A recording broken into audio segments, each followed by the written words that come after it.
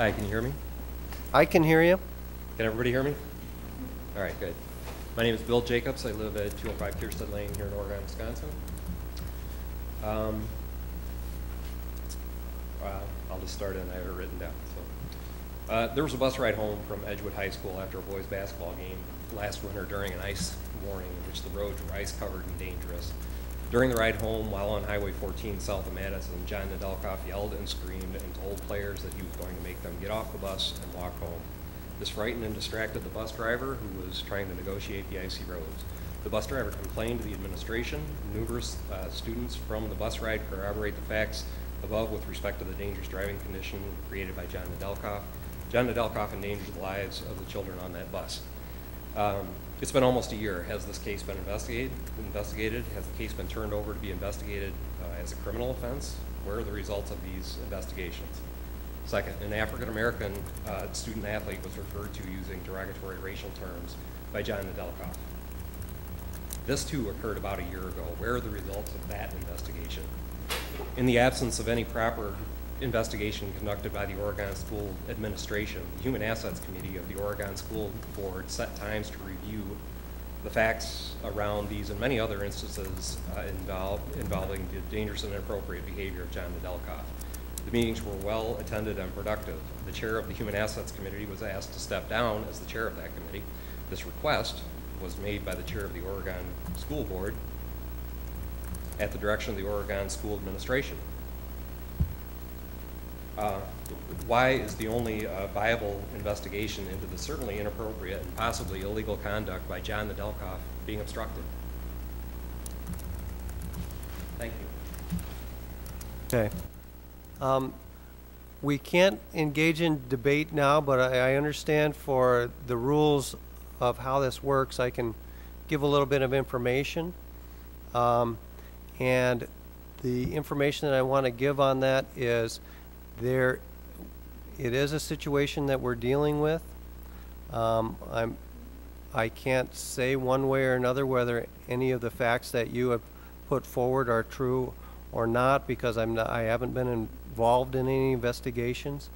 But the board is concerned with allegations, and we are not shoving it under the rug. We are moving forward, and hopefully, eventually, well, certainly eventually there's going to be some results, but I can't tell you what those are going to be, and unfortunately I can't tell you when. Eventually everything happens, but justice delayed is justice denied. Thank you for your time. Thank you for yours. Tina Bastian, 205 Kierstead Lane, Oregon.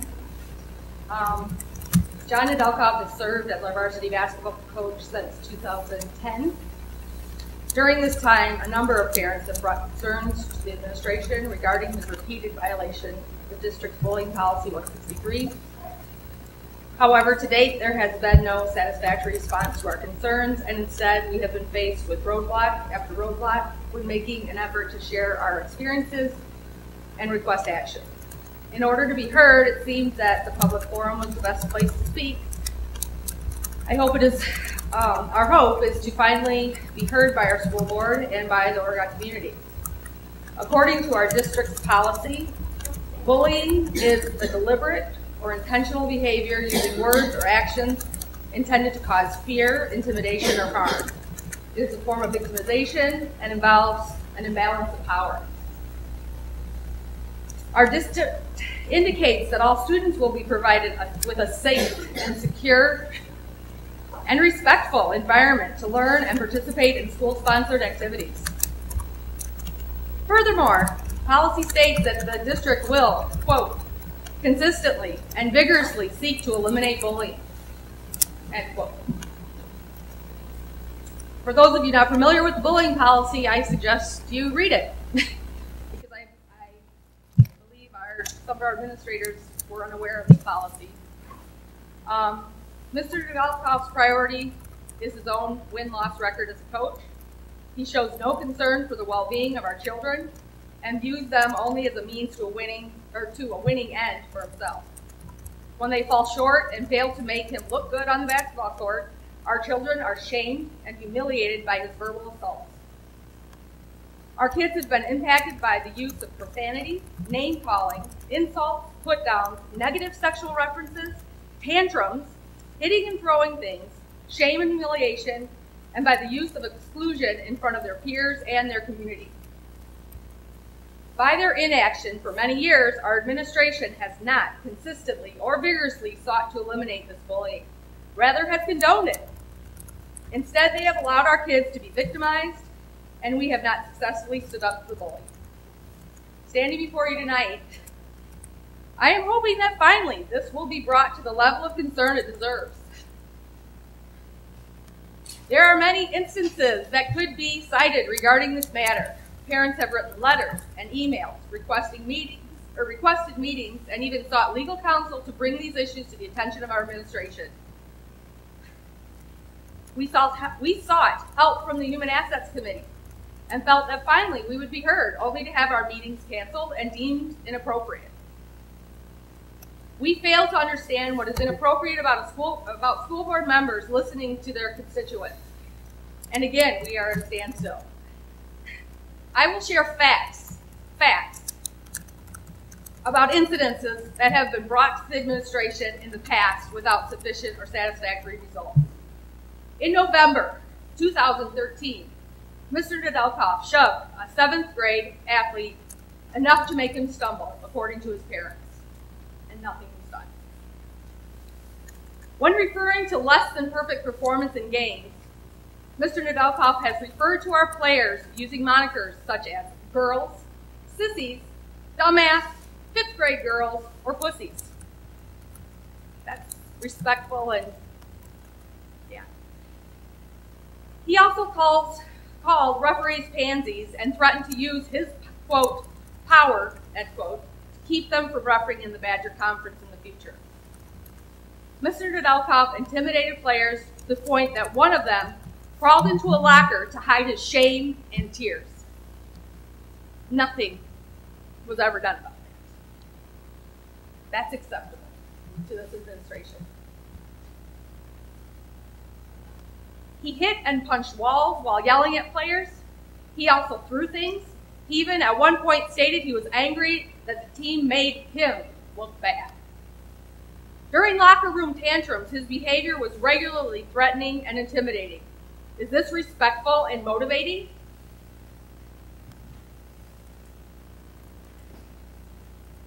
He told the player that he didn't care if he had character or was a nice person because character and being nice doesn't win games. Respectful and motivating. These are facts. We have 20 boys that will corroborate all of these things, at least 20. Mr. Nedelkoff has threatened our students numerous times, threatening to stop the bus on icy roads and threatened to kick a player off the bus or make the players walk home.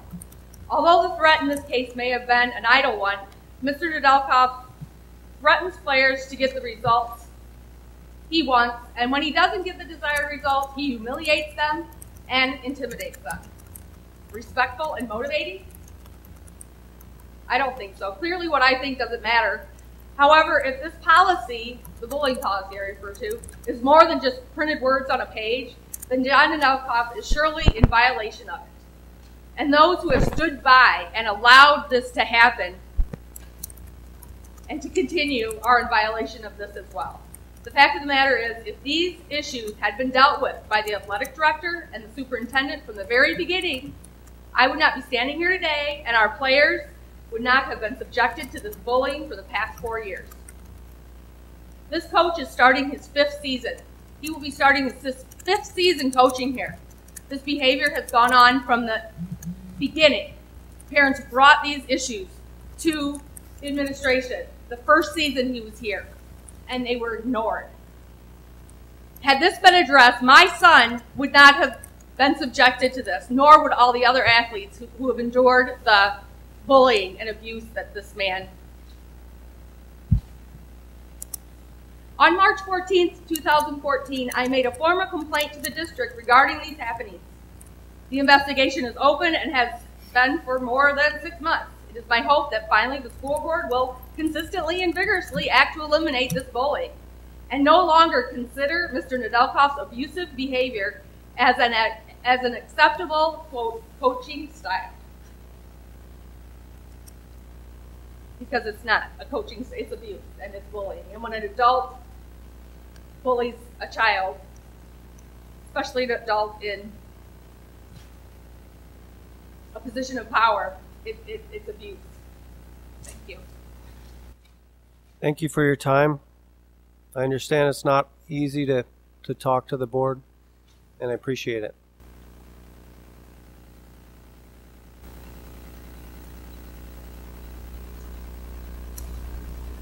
My name is Kathy Weiss, and I live at 867 South Main Street. I am proud to say that I'm a former employee of this district. And it was interesting, Dan, that you said at the beginning, talk to each other. And that's exactly what we as parents do. We talk to each other. And that's often how we get our information and how we share things with our community, by talking to each other. And I don't have the emotional connection to the basketball situation with the coach that's being referenced here. But I will tell you that when I heard about it, because we talk, I was disturbed by some of the things that are happening and not being addressed. And one of those we're kind of seeing in the national news right now. There are men, athletes, who have no regard for women. And I think when a coach can stand on the sideline and other people think it's okay to call them girls and pussies, that we're setting the wrong example for our kids. He should not be allowed to do that. He should not be given a position of power over our children as a coach if he feels that that's okay. And I'm also kind of disturbed by the fact that we expect more from our kids in regards to this than we do from our adults. While working in this district, I had the opportunity to work with both kids who were considered bullies and those that were bullied. And I can tell you from my own conversations with those kids, I would have addressed what was happening, like the things I'm hearing about now, in a way that I would have expected more from them as kids and our students than I think is happening here with the coach. At the very least, an apology, something, some kind of an address, and there's nothing happening. At least not in the eyes of these parents, and certainly not in the eyes of the kids. And I think that's a problem. I understand confidentiality.